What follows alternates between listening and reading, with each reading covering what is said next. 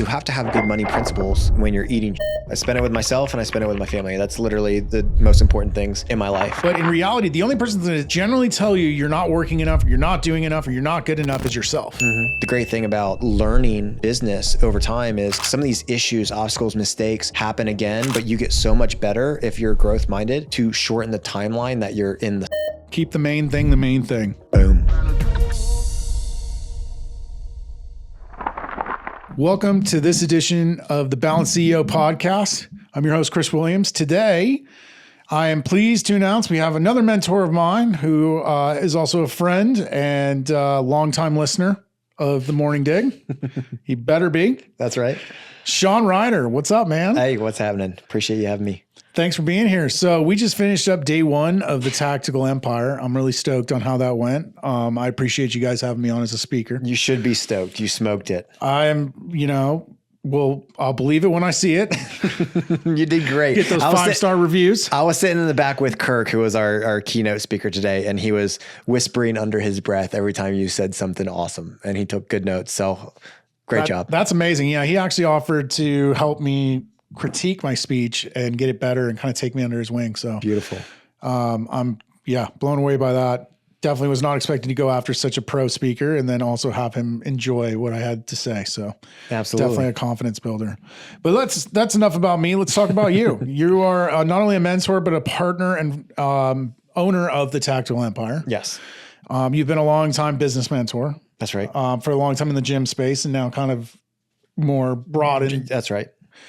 Mainly in the 4 F's. Do you want to kind of briefly go over what those are? Yeah. So everyone has their thing. So with Jeff and I at the Tactical Empire, we looked at what are the things that we feel men need to focus on to be better men, better husbands, better fathers, and also make a metric fuck ton of money along the way. And we narrowed it down to the 4 F's, and that is family, fitness, finance, and freedom. And so most of what we talk about fall in one of those 4 realms with an overarching umbrella over top of that of just general leadership. How do you lead yourself? How do you lead your family? How do you lead your coworkers or employees or people that you hire or people that you do business with and partner with and outsource your business with or bring in as contractors? Like that's exactly what we focus on. And we've narrowed it down to those 4 things. Can we add a 5th honorary F? Fuck ton of money. Dude, it catches your ears, doesn't it? Yeah. I'm bringing that up to Jeff to see if we can make that an honorary 5th. Let's go. Yeah. Well, I mean, it came from Jeff. It's just, sometimes I know this podcast and hopefully the type of listener doesn't take offense to that. And then sometimes I write it on Facebook and then sometimes I have a post with my family and I'll change it to not say fuck ton of money, just a metric ton of money. That makes you better than me. The F has emphasis for sure. Yeah, I generally do not even around my son. I don't. You didn't drop a lot of F-bombs in your speech today. You had a lot of S-bombs. You said shit a lot. And so I caught up with the F's in mine. Yeah, I don't know what happened today, but shit was just the word of the day. It was the word of the hour. I don't know what the hell happened. It's all right. It just made sense. It did. So tell me more about I know you were a sports guy forever. Yes. Football. Mm-hmm. Struggled with injuries in high school, but still found your way onto a D1 or D2? Yeah, D1? it was 1AA at the time, changed into FCS. So it was D1, just sub AA at that point. Yeah. Appalachian State. Yeah. Okay. And then tell me more about what led you into the world of fitness. Cause I know that was you were a teacher. Yep. Right. And then you found your way into entrepreneurialism. Mm-hmm. Tell me more, because I remember watching some videos of yours years ago talking about you watched a ton of Gary Vee. Mm-hmm. We shared a mentor in the past with Stu Brower, WTF, Gym Talk. Tell me more about what got you into that. What made you all of a sudden decide you want to do your own thing and step away from the life of a teacher? Goodness, man. I mean, we could go really far back. I grew up in, lower middle class family, 2 older brothers. I don't know how my parents did it. Like looking back now that I have 2 kids, I really don't know how my parents did it. And by did it, I mean, work 40 to 60 hour weeks at hard jobs, and still show up for their kids, all 3 boys at our sporting events. So when I think back to what I want to role model from my parents. It's showing up at the events, no matter what's happening in life. But the downside to that lifestyle was my parents came home from work every day and bitch and moaned and complained about who they worked with and who their bosses were. And I was very introverted. And so I didn't join in on those conversations, but I always listened and I observed a lot of people. And so I could not articulate it at that point, but subconsciously that told me like, don't work for someone else. It didn't tell me to work for the right person. Right. It just told me not to work for somebody else, or work for, again, I couldn't say this when I was a kid, but like work for control of freedom of time. So I wasn't running from point A to point B to point C, like my parents had to be present. And so as I got older and yes, football was my thing. The scoreboard and what was written about me in the newspapers did the speaking for me. So again, I didn't have to be extroverted. I could be a quiet leader and just perform. My leadership style was to motivate. So I motivated verbally and then shut up and performed on the field. And that's, follow my actions. And so as I got older, it was how do I stay motivated? How do I have control of my schedule? And lo and behold, it was like, well, I have a pretty good schedule now as a student, going to school from 8 a.m. until 3 p.m. So I might as well just be a teacher because they work 180 days out of the year. That's 50% of the year. So making a long story short, I became a high school teacher and very quickly realized that there was a ceiling on how much money I could make. I was dedicated to my teaching. I was dedicated to coaching football, but it didn't matter if I worked 8-hour days or 18-hour days. I didn't make any more money. And yeah. So that led me to how do I do this? So being a teacher is the best job you can have while having a side hustle. And that's where Gary Vee came in. So I started watching Gary Vee stuff and the hustle and grind mentality, like I try not to push that much anymore now that I'm in my mid 30s, married with 2 kids, but that's what got me through my 20s to build a business while being a high school teacher, mornings and nights after teaching and weekends and summers, to be able to walk away from teaching 5 years later. And so it was a long tail effect of what I saw when I was a kid, what I became early on as an adult, and then realized, okay, well, this is the time I need to take a quote risk. I don't view it as risky anymore. But I took that risk to leave teaching before my business was sufficient enough to offset my income, but I didn't have any responsibilities at that time. But then I, try to strong arm myself to grow a business with no mentorship, and then hired my mentors and businesses got bigger, and then I returned the favor. So hopefully I add value to other people nowadays. I can attest to that. I mean, you're the one that really pushed me to start doing content a couple of years ago. I remember we had that call. I think it was me and Tim Caputo. Was it Tim Caputo on that call? Yeah. And you just challenged me to start putting stuff out there. And man, how life has changed in that last 2 or 3 years since I started doing that. I think it was 2.5 years ago. And look at this now. I mean, this is all based on growing into someone who's willing to just put it out there. Well, I appreciate you saying that because I do remember that call now that you brought it up, but I didn't know that was the catalyst to everything that you're doing now. So I mean, it was just creating content, right? You're like, just start creating, just do it. Yeah. Build your brand, do your thing. And like, to me, I'm the type of guy that when I start to dig into something, I'm going to dig all the way. Yeah. And I'm going to go way beyond what any normal person would expect. Yeah. And you're going to suck at it. Yeah. And over time, you're going to find your style. Yep. Like you brought up today that your style, like your mentorship, not only for yourself, but other people, is in the form of a short form podcast. And now you have this one, which would be slightly longer form podcast. And then I get it up in front of the group after you. And I explain to them that my morning daily Facebook posts, yes, it helps other people, but I'm writing for me. Yeah. I'm mentoring myself. And we weren't talking about content creation in our presentations, but it got brought up because of talking about labeling yourself. How do you talk to yourself? Are you creating space to talk to yourself? What tactical steps can guys do to be better talkers? And for you, it's talk on a podcast. For me, it's medium form writing. Write it out. That's right. Right. And I've always realized I'm better at storytelling when I'm speaking than when writing. I'm a good writer, but I'm great at speaking. So for me, storytelling is where I thrive. Yeah. I'm really great off the cuff, but if I have a topic, I can go off the cuff and I can spit something out. Mm-hmm. And that's basically what I did today. Cause like I said, 2 days ago, I figured, they're going to replace me. And then when I realized that wasn't happening, I should probably get my shit together. Yeah, that was good. I like that. I could write something. I like that. Going back to labels, But you know what? I love this idea that you currently run 3 businesses. Yeah. And you put 10 hours a week into that. Now, That's for right. the average person, that's going to blow their fucking mind. Sure. But to an entrepreneur like me that has been around and mentored and understands the value of the 80-20 Pareto principle, that 20% of your work is going to create 80% of your success. Can you explain a little bit more about that methodology, and more specifically, how were you able to get yourself to where you're able to provide a really nice life for your family? You've got a new gym you're opening, buyer beware. You got a new gym you're opening.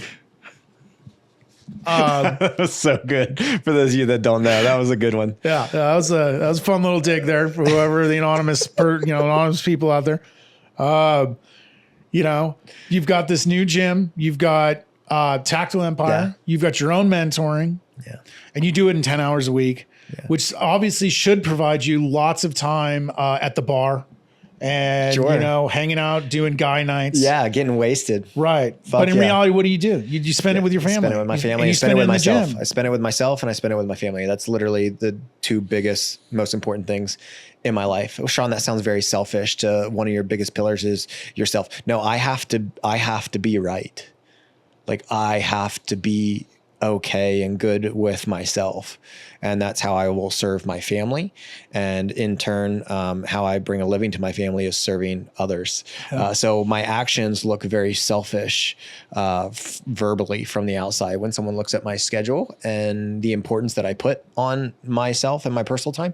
But I'm pouring into others and mentoring them. And so, you know, these businesses, right? Like the Tactical Empire, my real estate portfolio, and which is 4 or 5 different properties and 3 different asset classes within real estate. And then the metabolic gym, you know, there's talking about what I'm doing right now to maintain and sustain that. And especially opening a new gym, it's like, oh, well, you're going to have to be in that business. No, I'm very deliberate about how that business is going to be structured. And of course, shit can hit the fan and I'll have to step in for a short period of time. But the great thing about learning business over time is that, you know, some of these issues, obstacles, mistakes happen again, but you get so much better if you're growth minded to shorten the timeline that you're in the suck, that you're in the shit. You should get a lot faster at hiring the right people every time you have to fire someone or someone leaves.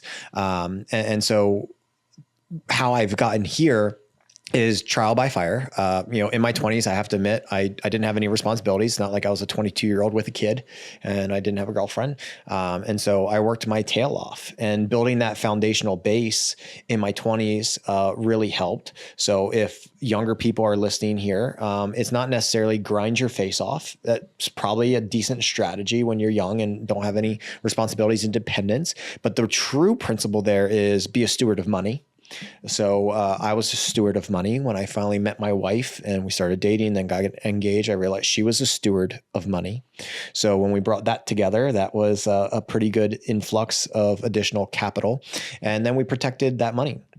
So now as I start adding things to my portfolio or try and grow businesses, I'm very deliberate about how they fit within my life. Work is a component of my life. It's not my life. I do enjoy work, but there's a certain amount of work that I enjoy, and there's diminishing marginal returns for me that may be different for someone else. But I've figured out over time what my definition of enough is for time in work. And the only way that you can figure out enough of something is by having too much of it and by having too little of it. And so when you ask about my schedule and running 3 businesses, 2 businesses and a real estate portfolio in under 10 hours a week, it's because I'm very deliberate about my time blocking. I explained to the guys today when we went through some of our audits, how I structure my days. And, you know, I don't start work till 11 o'clock in the morning. I sleep, I wake up, no alarm, personal habits first, family time before the kids and wife leave. And then I walk my dogs and I work out, come home, eat breakfast, have a shower. By that time it's 10:30 or 11 o'clock. And then I'm in flow state to work. If my life was a little bit different, if my kids didn't go to private school and I homeschooled them, I'd probably be working at 4 o'clock in the morning. It would be different. So I can tell you what's right for me, and I can give you suggestions on what to do for you, but you have to figure out how that fits within the frame of your life. And I think that's important, right? And I sign off every episode with the idea that your avatar might not fit everyone, but someone watching this is going to find your avatar and go, oh my God, I found it. Yep. I found someone that exists that does what I thought was possible, but I never knew fully if it was. And I felt the same way when I walked into the room with you 3 years ago. And I realized that there was a group of men and women that were investing in real estate that were just like me. And within a year, I think I swiped up a couple $1 million worth of real estate because I'd been sitting on that money forever. Sure. Reading all the books, but just went, there's nobody like me. There's no avatar that can prove that concept. Yeah. And that's the goal of this is I want people to see this and I want you to see Shawn and I want you to realize if this is your goal, right? Is that work a little bit for a lot, but maybe not a billionaire status, sure, but to a status that you can feel confident I'm successful. There it is. It's proof in the pudding. It's here. It exists. It can be done. But if you're the type of person that's like, no, I like my 9 to 5. I want to do that. This is like, I like working. And you're that type of person that like, that's your thing. Awesome. He's not your avatar. Cool. I'm not your avatar. But I've had other people on that definitely are. And I'll have somebody on tomorrow on a different episode that you'll see. His name's Callie. He'll definitely be your avatar. Sure. So, that's the point. Let's talk more about the steward of money. I really like that idea. Like I kind of put it as like, if you're in your 20s and you're watching this, you need to party on a budget, right? It's okay to allocate 10% of your income or 20% of your income if it's important to you. If you're an extrovert and you're a get out and go and you get filled up by being around people and partying and having a good time. I was like that. Still do it on a budget. Carve out that percentage. That's what you get to spend. If you run out on Thursday, guess what? The weekend's going to be real boring. That's right. Sitting at home. You got to hold yourself to it. Because if you're a steward of money, it's a great way to put it. When you get to that point where you've stacked enough money and now you're looking for what to do with it, you're going to be able to find someone like Shawn or Jeff or myself or someone that can help you allocate that money appropriately into what fits your goals. And man, life can change at that point fast. A few years from there, you're going to be living a completely different life. Oh yeah. Yeah. It's wild. Yep. Get that first 100,000. I don't care how you get it. I mean, you can. That's a good number. Yeah. You focus a lot on, of course, increasing your income through your 20s, but you have to have good money principles when you're eating shit. Like if you're not able to live within your means when you're making $2,000 a month, I don't care when you make 20, like your lifestyle creep's going to creep in. You're going to be excited about the influx of income and you have to control it. And I promise you that little bit of delayed gratification on the majority of the money that you set aside will pay dividends in the future, and the future will come. Your future self will be happy that your younger self controlled the dollars coming in, maintain and maintenance the dollars that are going away, and protect the difference. Like that's huge. Of course, have fun. Of course, travel a little bit in your early 20s before you get married and have kids. Oh, yeah. Absolutely. I did not do enough of that, to be honest with you. Now I got to get really comfortable with traveling with kids. And it's like, man, this is super fun. I'm definitely a family man, but I would enjoy some other trips without the kids. But again, that's the dichotomy. I love my kids, so I'm going to take them pretty much everywhere I go. And then there's a lesson we learned in that too, that I learned early on when I went on my first vacation with my son, and we got told, you're not on vacation, you're on a trip. When the kids are there, it's no longer a vacation. Yeah. It's a trip. When it's just you and Alexis, that's a vacation. Yeah. Parenting in a different state. Yeah, I like that one. Parenting in a different state is a trip. It's not a vacation. Sure. You need to change your mindset and realize you are not coming back rested. That's right. That's right. My kids fire me up though, man. I love it. It's been a learned trait though. Yeah. I was not ready to be a dad when they first came into my life. That's for sure. I don't think anybody is. No. I don't think even if you were like, I was born to be a parent, you're not ready. But like, I talk to guys that are like, you know, their first kids on the way. And they're like, I'm super excited to be a dad. And like, they're genuine guys. I know they're not lying to me. And, you know, they'll have their rude awakenings, I think is what we're kind of saying here is like, we're all going to struggle. Just because they're excited to be a dad doesn't mean they're not going to have issues. But I was not pumped up. I was not telling people like, hell yeah, we got a kid on the way, dude. I've always been wanting this. Yeah. It's certainly a learned trait. I'm sure as an introvert, it's a little harder too, because it's like another person you have to socialize with. Oh yeah. I was building, man. Yeah. I was in build mode. Yeah. I'm still in build mode, but it's a lot smarter. And the thing that kids did, kids took me to a whole nother level on obtainment and what I could strive for. So I think guys that are successful, however they define success, if they don't have kids, they would actually be at a higher level of success if they had kids. Now, the dichotomy to that is like, you could be super successful with kids, but then you have a shit, you know, parent-child relationship. And so that's not success to me. So that psychologically as an entrepreneur was really, really hard, which is why the first 2 years of my daughter's life was tough as a dad. I wasn't properly psychologically mature enough to become more efficient with my time. And that goes back to my time blocking. And then the next layer to that, I don't want to backtrack questions, but one thing I do want to say to the entrepreneurs out there, especially small business entrepreneurs is, we want to grow at least to outpace inflation and hopefully have a little bit more profit each year.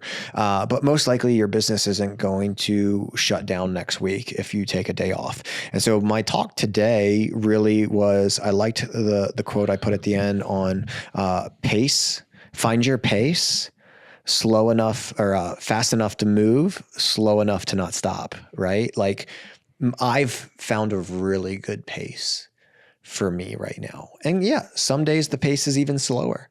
Hey, some days the pace is even faster, right? It's not the same exact schedule every day. I have to have flexibility built within that time block, but I'm pretty damn consistent. And I'm on, for lack of a better term, cruise control. But that cruise control, I'm still, the compounding is still there. So people are like, "Oh, you're on cruise control. You're lazy. You're not doing enough. You could do more. Your sense of urgency is low." No, I'm in a really good spot right now, and I'm comfortable with that. I'm confident in what I've built. And the point that should be made is when he's saying people are saying this, he's talking about himself. Sure. Right? Normal people are not going to tell you, "Man, you're working too hard." Or, "No, you're not working enough." They're going to tell you you're working too hard. And because if you're having to give up anything or say no to something, they immediately think, "Oh, you're prioritizing work over whatever we're doing." And in reality, I might be prioritizing rest. I might be prioritizing something else. But in reality, the only person that generally tell you you're not working enough, or you're not doing enough, or you're not good enough is yourself. Mm-hmm. Mm-hmm. It's always internal. Always starts there. Yep. You might infer someone else is saying that about you, but generally it's just you wanting to hear that because you want someone to basically corroborate what you're telling yourself. I have those conversations with myself, and then I become mentor and mentee. And the amount of time when you get better at this, the more reps you put in with this conversation you have with yourself, the time those conversations last is way short. So I have those thoughts come in, but it's not crippling me for a day. It's crippling me for the first 5 minutes of a 20-minute walk with my dogs. Right. And that's how efficient I've got with that. And so if you're listening to this and you're not at that point, like you have to start putting in the reps on identifying what it is that you're saying to yourself, the language that you're using, as you said today, the labels that you're putting on yourself and other people. And then what Jeff and Kirk said about the storytelling. And my whole premise that I added to you guys, because you guys had great answers, was, are you giving yourself the space and time to do that? And if you're not, you're not going to move through that to that ideal that hopefully you're telling your truth about. I think also a problem in entrepreneurship is guys are actually lying. Guys and girls are lying to themselves about what they truly want. Just be honest about what you want and then have your actions back it up. Right. Because don't be afraid of label. Again, don't be afraid of labels. Don't be afraid of someone labeling you as anything, right? Just because someone else wants to be a billionaire and is willing to sacrifice everything to get there, and we're not, because success to me is as much about the memories my son has of me. It's as much about the memories my wife has of me as it is about the money and the legacy I create for kids grandkids and great grandkids aren't even going to really know who the fuck I am. Right. Like, yes, I want to create that wealth, but I'm not going to sacrifice the positive memories that my child has of me. Sure. That he carries along. Yep. To get there. We have a very finite amount of time with the child. Right. Hopefully we all live to be very, very, old and long, and we're there, but from 0 to 18, and we know from 13, that friend circle becomes more important for the kids. I hope I'm such a good dad that I'm not fully cut off when my child turns 13. But man, we have so much time. We have so much time after they get 18 and they move on to bigger and better things. We got plenty of time to build what we're building. Yeah. If you want to go balls to the wall when your kids move out and you're an empty nester, go for it, man. If that's like your thing. I plan on going balls to the wall on vacation. Let's go. No more trips. Kids want to come? Awesome. Buy your own damn plane ticket. I'll see you there. I think if my kids are, they're too young to know if they're going to like stick with sports, but if they go to college for a sport, like I'm going to be that dad. I don't care what sport it is. My daughter she's really into soccer right now, right? Like she could go, let's say hypothetically, to Penn State, and they have a game at Ohio State, and dude, I'm going to be at every fucking game. I'm going to be the guy that buys a condo or a house, like just off campus. That's right. So I go to every home game. She's on the bench. I'm at the game. Yep. I'll be there with her jersey, his jersey on. Yeah. Like, I don't care. Let's go. Yep. I'm going to root you on as the best bench warmer I've ever seen. I've been there, done that. Yep. Warm that bench, kid. All right, seriously, like I love this idea, but I really want to talk about this one topic that I think has changed my life. It's changed so many other entrepreneur and just general people's lives. Can you give us a brief synopsis of the number one thing you did once you got that money? And I think we call it infinite banking. Yeah, I'm a practitioner of infinite banking, man. I could talk about this for hours. But as entrepreneurs, our money psychology really gets narrowed down to accumulators. So even when we build a successful business, and let's just say that's financially successful, so more than enough to provide you with the lifestyle that you want, very rarely do entrepreneurs do something super, super, super productive with that money. We like to see the money that we've created. And so I had to find a tool that gave me the security and safety that I wanted with not guaranteed, because I didn't know guaranteed returns were a thing at the time, with consistent returns that I didn't have to think about that money ever going down. And so lo and behold, a mentor taught me about infinite banking concept, high early cash value life insurance. It gives me a consistent return on my money. It gives me death benefit protection if God forbid the worst happens. And then the icing on the cake is I can leverage the life insurance company's money to invest in the things I should invest in, which is either myself, my business, or cash flow assets like real estate. And so I think the infinite banking concept, I call it the entrepreneur's treasure chest. Build your business, which no matter how good you are at your business, especially small businesses, it is most likely the riskiest thing in your portfolio. You're good at it and you can believe in yourself, and I believe in you. But most small businesses are still very, very risky. So build that business to be successful, take that capital, get it out of the business, protect that in cash value life insurance, high early cash value life insurance, and then educate yourself. So what we do in the Tactical Empires Inner Circle, educate yourself on reinvesting back into the business by leveraging the life insurance company's money, or cash flow real estate, which requires way less of your time, especially when you have strategic partnerships, which is what we're seeing now in the Inner Circle. Guys partnering up as operators and financial partners, and they're going to be moving faster, farther on a timeline that they didn't think was possible when they joined. I love that. And I think it's so crucial for people to understand there's a difference between partnerships and partnershits. And I think most people experience partnerships because they dive into business with a friend or someone and they just assume things are going to go well. Whereas when you're getting into these groups, you're with other high-level people, you're having a chance to vet them. They've been vetted by others. These are referral-based partnerships. And ultimately, there's agreements laid out. There's LLCs. There's other protections that are built into this. And you're not just going, okay, well, we're just going to do this together. We'll be 50-50 money and figure it out. Like, these are very specific partnerships where you have an operator and you have someone that's money, right? We always talk about a time, money, knowledge. Yep. And what you end up with is someone that's an operator / the knowledge. That's right. Right? They're the time and the knowledge. Yep. In my case, I'd be the money. I don't have the time. I don't have the knowledge. But if I partner with the right person that's got the operational background and the knowledge, that is a powerful Let's go. duo. That's right. So when we're talking about this, we're not just saying go find someone that like knows a little bit about real estate or read a book on, house hacking and now let's go buy some properties. We're talking about these are professionals in the industry that I'm providing the money, they're providing the knowledge, and we're going 50-50, and we have very specific roles. Yep. I'm not going to tell them what tile to pick or, freaking what type of roofing, we need to pick. Nope.